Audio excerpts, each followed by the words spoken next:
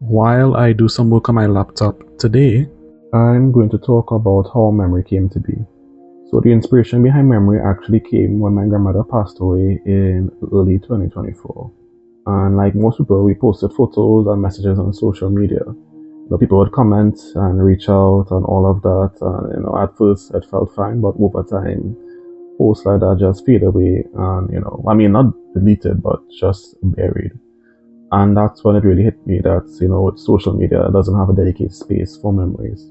Everything is kind of like fighting for attention, especially how the algorithm is in this day and age. And it's basically like a competition. If it just keeps moving and the memory isn't really meant to compete like that. So the idea stuck with me, but I was skeptical of it because of the nature of life. I wasn't sure if I'd be able to see people I love one day, like my parents one day. So that part felt heavy, and once you build something like that, you can't really undo it. So I just had end up just putting the idea on hold.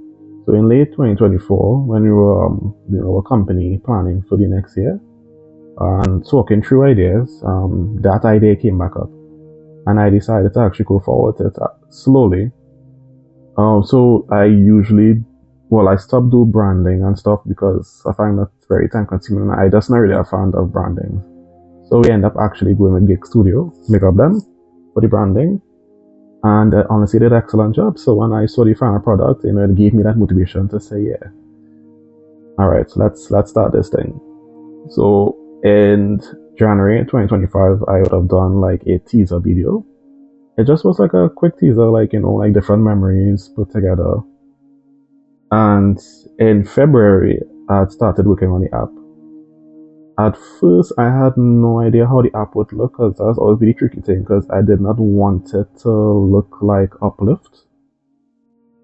So I did do some mock-ups and I think the initial colors I would have done didn't really, I didn't really like the colors, but eventually we did lock on to a particular set of colors, which would have been kind of dark gray palette, and it fit the memorial vibe at the point in time.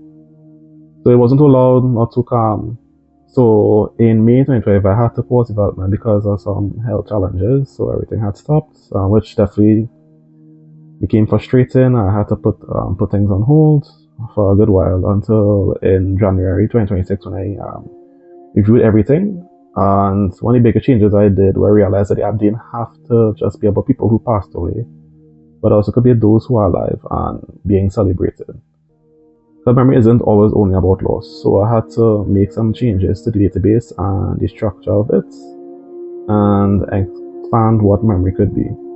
So things like weddings, birthdays, retirements, new babies, new pets, and even divorce. Which sounds funny because I would have seen like these TikTok trends where people celebrate divorce. So I found it kind of funny. So I was like, yeah, we are in that.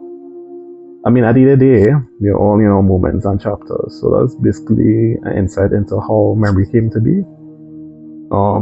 So we're just trying to finalize some things with it from a security perspective as well. And, hopefully I plan to do some testing probably by the end of this month, hopefully, like do some beta testing with, users and work hands on. So anyway, back to building.